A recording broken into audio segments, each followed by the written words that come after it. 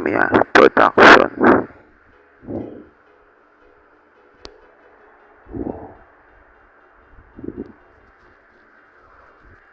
Bakit ganon? Bumabalik na naman ang sakit.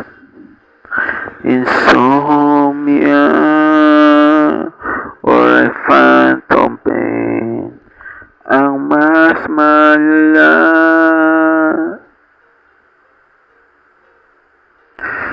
Yung Apollo, ginalaw na nga nila ang dating ex-crush ko.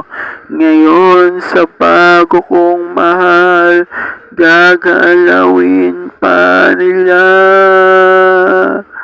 Ang sama ng tihimpla ko. Ngayon may sakit na malubha ko at markadon to sa aking pagkatao. Walang hiya, walang hiya. Yo, ito na ba ang katapusan ng mundo? Kumbaga lahat ng mga naging mga babae ko ay kukunin nyo na at talagang aasawain nyo na talaga.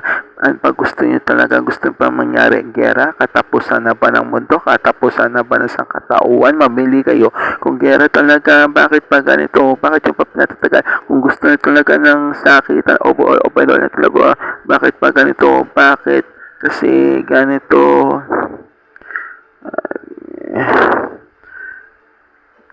Na-experience ko yan sa dati kong ex-crush. Kung baga pinadala nila mga may hilig sa ganon. Easy life ba? Pero bakit tila lumalayo ako? Insomnia attack or phantom pain. Mas malala pa yung hindi ka na makakain at makatulog. At kung matutulog ka, babangungutin ka pa ng kamalas-malas. Yan ang historical, kwentorical, critical, overhead or kal, kahit anong kwentong kal pa yan, insomnia or a phantom pain.